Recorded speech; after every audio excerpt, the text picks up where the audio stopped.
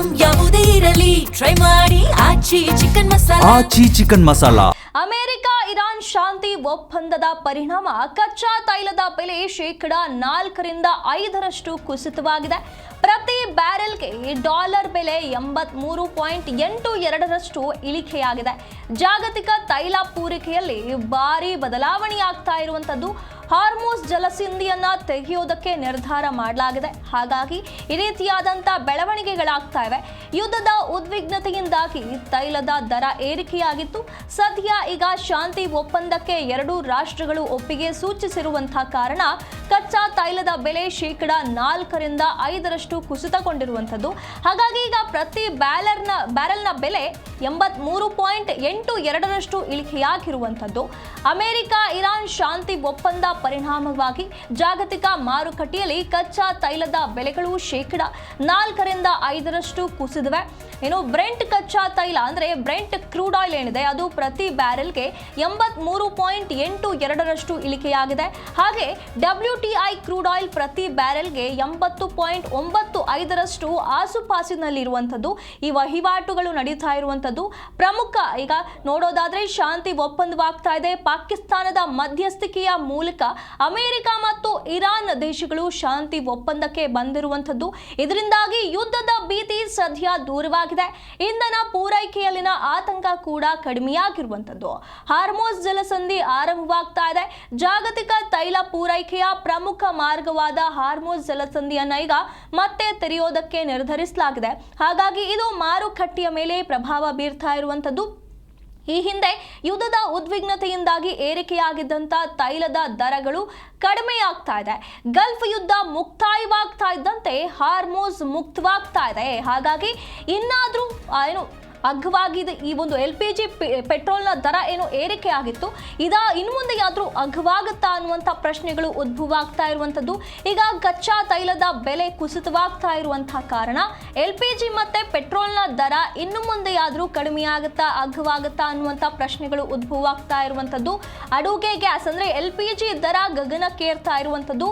ಪದೇ ಪದೇ ಏರಿಕೆ ಮಾಡಲಾಗಿದೆ. ಹಾಗಾಗಿ ಇನ್ನಾದ್ರೂ ಅಗ್ಗವಾಗುತ್ತಾ ಇದರ ಬೆಲೆ ಅನ್ನುವಂಥ ಪ್ರಶ್ನೆಗಳು ಇರುವಂಥದ್ದು. ಭಾರತದಲ್ಲೂ ಪೆಟ್ರೋಲ್ ಡೀಸೆಲ್ನ ಇಳಿಕೆಯಾಗುತ್ತಾ, ಈ ದರದಲ್ಲಿ ವ್ಯತ್ಯಾಸವಾಗುತ್ತಾ, ಬದಲಾವಣೆ ಆಗುತ್ತಾ ಅನ್ನುವಂಥ ಪ್ರಶ್ನೆಗಳಿದೆ. ವಾಣಿಜ್ಯ ಮತ್ತು ಗೃಹ ಬಳಕೆ LPG ದರವನ್ನ ಇಳಿಕೆ ಮಾಡುವ ಸಾಧ್ಯತೆ ಇದೆ. ಈಗಾಗಲೇ ಡೊನಾಲ್ಡ್ ಟ್ರಂಪ್ ಅವರು ಇದರ ಬಗ್ಗೆ ಮಾಹಿತಿಯನ್ನ ಹಂಚಿಕೊಂಡಿದ್ದಾರೆ. ಯುದ್ಧ ಒಪ್ಪಂದದ ಬಗ್ಗೆ ತಮ್ಮ ಸಾಮಾಜಿಕ ಮಾಧ್ಯಮದಲ್ಲಿ ಹಂಚಿಕೊಂಡಿರುವಂಥದ್ದು. ಹಾಗಾಗಿ ಎಲ್ಲರಿಗೂ ಕೂಡ ಶುಭಾಶಯಗಳನ್ನ ಕೋರಿದ್ದಾರೆ, ಸಿಹಿ ಸುದ್ದಿಯನ್ನ ಹಂಚಿಕೊಂಡಿದ್ದಾರೆ. ಈಗ ಕಚ್ಚಾ ತೈಲದ ದರ ಕೂಡ ಇಳಿಕೆಯಾಗ್ತಾ ಇದೆ. ಹಾರ್ಮುಜ್ನ ಜಲಸಂಧಿ ಈಗ ಮುಕ್ತವಾಗಿ ಸಂಚಾರವನ್ನ ನಡೆಸೋದಕ್ಕೆ ಅವಕಾಶವನ್ನ ಮಾಡಿಕೊಡ್ತಾ ಇರುವಂತಹ ಕಾರಣ ಕಚ್ಚಾ ತೈಲದ ದರ ಕೂಡ ಇಳಿಕೆಯಾಗಿರುವ ಕಾರಣ ಇನ್ನು ಮುಂದೆಯಾದ್ರೂ ಗಗನಕ್ಕೇರಿದ LPG ಮತ್ತೆ ಡೀಸೆಲ್ ಪೆಟ್ರೋಲ್ನ ದರ ಇಳಿಕೆಯಾಗುತ್ತಾ ಅಗ್ಗವಾಗುತ್ತಾ ಅನ್ನುವಂಥ ಕುತೂಹಲ ಎಲ್ಲರಲ್ಲೂ ಇರುವಂಥದ್ದು. ಮಧ್ಯಪ್ರಾಚ್ಯದಲ್ಲಿ ಹೊತ್ತಿ ಉರಿಯುತ್ತಿದ್ದಂಥ ಯುದ್ಧ ಕೊನೆಗೂ ಕೂಡ ತಣ್ಣಗಾಗಿದೆ. ಅಮೆರಿಕ ಮತ್ತು ಇರಾನ್ ನಡುವೆ ಐತಿಹಾಸಿಕ ಶಾಂತಿ ಒಪ್ಪಂದ ಈಗ ಏರ್ಪಟ್ಟಿರುವಂಥದ್ದು. ಜಾಗತಿಕ ತೈಲ ಸಾಗಣೆಯ ಅತ್ಯಂತ ನಿರ್ಣಾಯಕ ಜಲಮಾರ್ಗವಾಗಿದ್ದಂಥ ಹಾರ್ಮುಜ್ ಜಲಸಂಧಿ ಮೇಲಿನ ನಿರ್ಬಂಧಗಳನ್ನ ತೆರವುಗೊಳಿಸಲಾಗಿದೆ. ಯುದ್ಧದ ಸಂದರ್ಭದಲ್ಲಿ ಜಾಗತಿಕ ತೈಲ ಬೆಲೆ ಬ್ಯಾರೆಲ್ಗೆ $110 ರಿಂದ $119 ವರೆಗೂ ಏರಿಕೆಯಾಗಿತ್ತು. ಆದರೆ ಈಗ ಯುದ್ಧದ ಅಂತ್ಯದ ಸುದ್ದಿ ಹೊರಬೀಳ್ತಾ ಇದ್ದಂತೆ ಅಂತಾರಾಷ್ಟ್ರೀಯ ಮಾರುಕಟ್ಟೆಯಲ್ಲಿ ಬ್ರೆಂಟ್ ಕ್ರೂಡ್ ಆಯಿಲ್ ಬೆಲೆ ಏನಿದೆ ಅದು 4ಕ್ಕಿಂತ ಹೆಚ್ಚು ಕಡಿಮೆ ಆಗಿರುವಂಥದ್ದು. 4% ಕಡಿಮೆ ಆಗಿರುವಂಥದ್ದು. 84 ಚಿಲ್ಲರೆಯಷ್ಟು ಈಗ ಆಸುಪಾಸಿಗೆ ಬಂದು ನಿಂತಿರುವಂಥದ್ದು. ಹಾಗೆ US ಕ್ರೂಡ್ ಬೆಲೆ ಕೂಡ $81ಗೆ ಇಳಿಕೆಯಾಗಿದೆ. ಹಾಗಾಗಿ ಭಾರತದಲ್ಲಿ ಪೆಟ್ರೋಲ್ ಮತ್ತು ಡೀಸೆಲ್ ಬೆಲೆ ಇಳಿಕೆಯಾಗುತ್ತಾ ಅನ್ನುವಂಥ ಪ್ರಶ್ನೆಗಳು ಇರುವಂಥದ್ದು. ಭಾರತ ತನ್ನ ಒಟ್ಟು ಎಲ್ಲ ಕಚ್ಚಾ ತೈಲದ ಅಗತ್ಯತೆಯ ಸುಮಾರು $85 ರಿಂದ 90% ವಿದೇಶಗಳಿಂದ ಆಮದು ಮಾಡಿಕೊಳ್ಳುತ್ತದೆ. ಹಾಗಾಗಿ ಈಗ ಜಾಗತಿಕ ಮಾರುಕಟ್ಟೆಯಲ್ಲಿ ಕಚ್ಚಾ ತೈಲದ ಬೆಲೆ ಇಳಿಕೆಯಾದ್ರೆ ಭಾರತಕ್ಕೆ ಭಾರಿ ಲಾಭವಾಗಬಹುದು ಅಂತ ಹೇಳಲಾಗ್ತಾ ಇರುವಂಥದ್ದು. ಆದಾಗ್ಯೂ ಕೂಡ ಗ್ರಾಹಕರಿಗೆ ಬೆಲೆ ಕಡಿತದ ಲಾಭ ತಕ್ಷಣವೇ ಸಿಗುತ್ತಾ ಅನ್ನುವಂಥ ಪ್ರಶ್ನೆಗಳು ಕೂಡ ಇರುವಂಥದ್ದು. ಈ ಬಗ್ಗೆ ಹೆಚ್ಚಿನ ಮಾಹಿತಿಯನ್ನು ನಮ್ಮ ಪ್ರತಿನಿಧಿ ಅನಂತರಾಮಯ್ಯ ನೀಡುತ್ತಾ ಹೋಗ್ತಾರೆ. ಅನಂತರಾಮಯ್ಯ, ಈಗ ಗಲ್ಫ್ ಯುದ್ಧ ಮುಕ್ತಾಯವಾಗ್ತಾ ಇದೆ. ಈಗ ಕಚ್ಚಾ ತೈಲದ ಬೆಲೆ ಕೂಡ ಇಳಿಕೆಯಾಗ್ತಾ ಇದೆ. ಹಾಗಾಗಿ ಈಗ ಭಾರತದಲ್ಲಿ ಡೀಸೆಲ್, ಪೆಟ್ರೋಲ್ ಮತ್ತೆ LPG ದರ ಇಳಿಕೆಯಾಗಬಹುದಾ? ಹಾಗಾದ್ರೆ ಸುನಿಧಿ, ಏನು ಈ ಒಂದು 100 ದಿನಗಳ ಯುದ್ಧಕ್ಕೆ ಈಗಾಗಲೇ ಏನು ಪರಸ್ಪರ ಎರಡೂ ದೇಶಗಳು ಕೂಡ ಒಪ್ಪಿಕೊಂಡಿರೋದ್ರ ಬಗ್ಗೆ ಏನು ಡೊನಾಲ್ಡ್ ಟ್ರಂಪ್ ಅವರು ಕೂಡ ಒಂದು ಟ್ವೀಟ್ ಮಾಡೋದ್ರ ಮುಖಾಂತರ ಈ ಒಂದು ಖುಷಿಯಾದಂತಹ ಸಂಗತಿಯನ್ನ ಹಂಚಿಕೊಂಡಿದ್ದಾರೆ. ಮತ್ತೆ ಈ ಬಗ್ಗೆ ಅಧಿಕೃತವಾಗಿ ಇರಾನ್ ಕೂಡ IRGC ಮತ್ತೆ ರಿಪಬ್ಲಿಕ್ ಆಫ್ ಇರಾನ್ ಕೂಡ ಸ್ಪಷ್ಟಪಡಿಸಿದೆ. ಅಂದ್ರೆ ನಾವು ಕೂಡ ಒಂದಷ್ಟು ಷರತ್ತನ್ನ ಹಾಕೋದ್ರ ಮುಖಾಂತರವಾಗಿ ಒಂದು ಶಾಂತಿ ಒಪ್ಪಂದಕ್ಕೆ ಸ್ವಿಟ್ಜರ್ಲ್ಯಾಂಡ್ ನಲ್ಲಿ ಇದೆ ಜೂನ್ 19ರಂದು ನಡೆಯುವಂತಹ ಶಾಂತಿ ಒಪ್ಪಂದಕ್ಕೆ ಒಪ್ಪಿಗೆ ಇದೆ ಅಂತ ಹೇಳ್ಬಿಟ್ಟು ಹೇಳಿದ್ರೆ. ಬಟ್ ಆದ್ರೆ ಅದಕ್ಕೆ ಒಂದಷ್ಟು ಕಂಡೀಷನ್ಸ್ ಕೂಡ ಹಾಕಿದ್ದಾರೆ.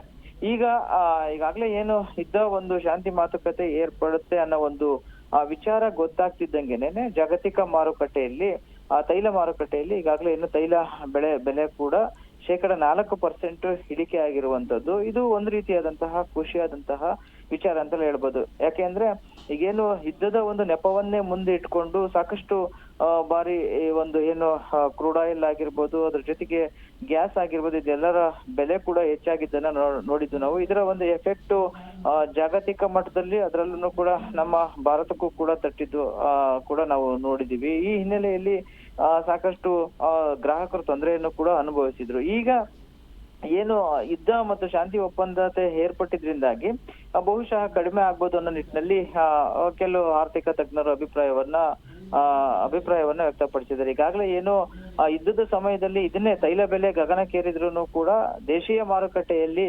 ಹಣದುಬ್ಬರವನ್ನು ನಿಯಂತ್ರಿಸುವ ನಿಟ್ಟಿನಲ್ಲಿ ಭಾರತೀಯ ತೈಲ ಕಂಪನಿಗಳಾದಂತಹ IOCL, BPCL ಮತ್ತೆ HPCL ಇವೆಲ್ಲಾ ಕಂಪನಿಗಳು ಕೂಡ ಗ್ರಾಹಕರಿಗೆ ಹೊರೆಯಾಗದಂತೆ ಒಂದು ತೈಲ ದರಗಳನ್ನ ಸ್ಥಿರವಾಗಿ ಇಟ್ಕೊಂಡಿದ್ವು. ಈ ಅವಧಿನಲ್ಲೂ ಕೂಡ ಕಂಪನಿಗಳು ಅನುಭವಿಸಿದ ನಷ್ಟವನ್ನ ಸರಿದೂಗಿಸುವ ನಿಟ್ಟಿನಲ್ಲಿ ಅಗ್ಗದ ತೈಲ ದರವನ್ನು ಕೂಡ ನೆರವಾಗಲಿದೆ. ಈ ನಿಟ್ಟಿನಲ್ಲಿ ನಾವು ನೋಡಿದಾಗ ಬಹುಶಃ ಕಡಿಮೆ ಆಗ್ಬೋದು ಅನ್ನೋ ಒಂದು ಪರಿಸ್ಥಿತಿ. ಯಾಕೆಂದ್ರೆ ಇದೇ ಒಂದು ನಿಟ್ಟಿನಲ್ಲಿ ಕೇಂದ್ರ ಸಚಿವರು ಕೂಡ ಹೇಳಿದ್ರು. ಬಟ್ ಏನು ಮಾಡಕ್ಕಾಗಲ್ಲ, ಜಾಗತಿಕ ಮಟ್ಟದಲ್ಲಿ ಇರೋದ್ರಿಂದಾಗಿ ಸಪ್ಲೈ ಕಡಿಮೆ ಆಗಿರೋದ್ರಿಂದ ಮಾಡ್ಲೇಬೇಕಾಗುತ್ತೆ. ಬಟ್ ಏನಾದ್ರೂ ಈ ಯುದ್ಧ ಎಲ್ಲ ಒಂದು ಅಂತಿಮ ಹಂತಕ್ಕೆ ಬಂದಾಗ ಕಡಿಮೆ ಆಗುತ್ತೆ ಅಂತ ಹೇಳಿ ಆ ಹಿನ್ನೆಲೆ ನೋಡಿದಾಗ ಬಹುಶಃ ಕಡಿಮೆ ಆಗ್ಬೋದು ಅನ್ನೋ ಒಂದು ಮುನ್ಸೂಚನೆ ಕಾಣ್ತಾ ಇದೆ. ಅದು ಇನ್ನು ಕೆಲವೊಂದು ಕಂಡೀಷನ್ಸ್ ಇದೆ, ಅದನ್ನೆಲ್ಲ ನೋಡ್ಕೊಂಡು ಬಹುಶಃ ಕಡಿಮೆ ಆಗುವಂತಹ ಒಂದು ಸಾಧ್ಯತೆ ಇದೆ. ಈಗೇನಾದ್ರು ಆದ್ರೆ ಈಗ ಮೊನ್ನೆ ಅಷ್ಟೇನೂ ಕೂಡ ಏನು ಕಮರ್ಷಿಯಲ್ ಸಿಲಿಂಡರ್ ಆಗಿರ್ಬೋದು, ಜೊತೆಗೆ ಡೊಮೆಸ್ಟಿಕ್ ಸಿಲಿಂಡರ್ ಬೆಲೆನೂ ಕೂಡ ಹೆಚ್ಚು ಮಾಡಿದ್ದಂಥದ್ದನ್ನ ನಾವು ನೋಡಿದೀವಿ. ಬಟ್ ನಾವು ನೋಡಿದ ಪ್ರಕಾರವಾಗಿ ಯಾವಾಗ್ಲೂ ಕೂಡ ಜಾಗತಿಕ ಮಟ್ಟದಲ್ಲಿ ಈ ತರ ಸನ್ನಿವೇಶಗಳಾದಾಗ ಹೈಕ್ ಆಗಿದ್ದನ್ನ ನಾವು ನೋಡಿದೀವಿ. ಹೆಚ್ಚು ಮಾಡಿದ್ದಾರೆ ಹೊರತು ಇಂಟರ್ನ್ಯಾಷನಲ್ ಲೆವೆಲ್ ಅಲ್ಲಿ ಕಡಿಮೆ ಆಗಿದೆ ಅಂತ ಹೇಳಿ ಕಡಿಮೆ ಮಾಡಿದ್ದು ಉದಾಹರಣೆಗಳು ತುಂಬಾ ಕಡಿಮೆ. ಬಟ್ ಆ ನಿಟ್ಟಿನಲ್ಲಿ ನೋಡೋದಾದ್ರೆ ಏನಾದ್ರೂ ಕಡಿಮೆ ಮಾಡ್ಬೋದು, ಅಥವಾ ಇಲ್ಲ ನಾವು ಹಿಂದೆ ಏನು ಇಂಟರ್ನ್ಯಾಷನಲ್ ಲೆವೆಲ್ ಅಲ್ಲಿ ಹೆಚ್ಚಾದಾಗ ನಾವು ಇಲ್ಲಿ ಗ್ರಾಹಕರಿಗೆ ಹೊರೆಯಾಗಬಾರ್ದನ್ನ ಕಾರಣಕ್ಕೋಸ್ಕರ ನಾವು ಯಾವ ರೀತಿಯಾಗಿ ಸ್ಥಿರವಾಗಿಟ್ಟಿದ್ವಲ್ಲ ಅದನ್ನ ಈಗ ಸರಿದೂಗಿಸೋ ನಿಟ್ಟಿನಲ್ಲಿ ಮತ್ತೆ ಯಥಾಸ್ಥಿತಿಯನ್ನ ಮುಂದುವರಿಸ್ತೀವಿ ಅಂತ ಏನಾದ್ರೂ ಹೇಳಿದ್ರೆ ಬಹುಶಃ ಮತ್ತೆ same as it is continue ಆಗುತ್ತೆ.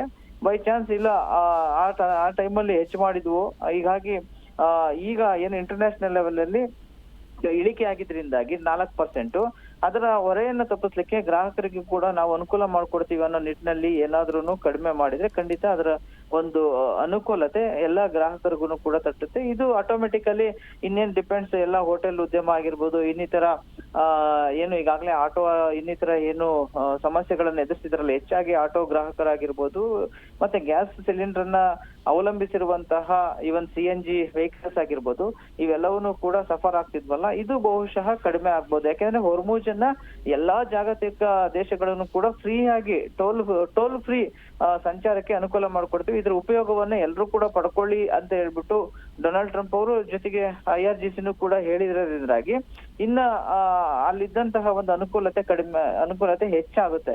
ಯಾಕೆಂದ್ರೆ ಭಾರತ ಸುಮಾರು 85ರಿಂದ 90% ಏನು ಈ ಒಂದು ಅನಿಲವನ್ನ ಅವಲಂಬಿಸಿರೋದು ವಿದೇಶಗಳಿಂದ ಬರುವಂತದ್ದು. ಅದರಲ್ಲೂ ಕೂಡ ಇರಾನ್ ಇಂದಲೇ ಹೆಚ್ಚಾಗಿ ಬರುವಂತದ್ದನ್ನು ಭಾರತಕ್ಕೆ ಬರ್ತಿರೋದ್ರಿಂದಾಗಿ ಇದು ಎಲ್ಲರಿಗೂ ಓಪನ್ ಆಗೋದ್ರಿಂದಾಗಿ ಬಹುಶಃ ಈ ಒಂದು ಹೊರೆ ಕಡಿಮೆ ಆಗುತ್ತೆ. ಬಟ್ ಯಥಾಸ್ಥಿತಿಗೆ ಹಿಂದೆ ಏನು ಯಾವುದೇ ಸಮಸ್ಯೆ ಇಲ್ದಂಗೆ ಸಪ್ಲೈ ಆಗ್ತಿತ್ತಲ್ಲ, ಯಥಾಸ್ಥಿತಿಗೆ ಜನರ ಬದುಕು ಆಗಿರ್ಬೋದು ಅಥವಾ ಇನ್ನಿತರ ಅಂತಾರಾಷ್ಟ್ರೀಯ ಮಾರುಕಟ್ಟೆಯ ಒಂದು ವಹಿವಾಟು ಆಗಿರ್ಬೋದು ನಡೆಯಲಿದೆ ಅನ್ನೋ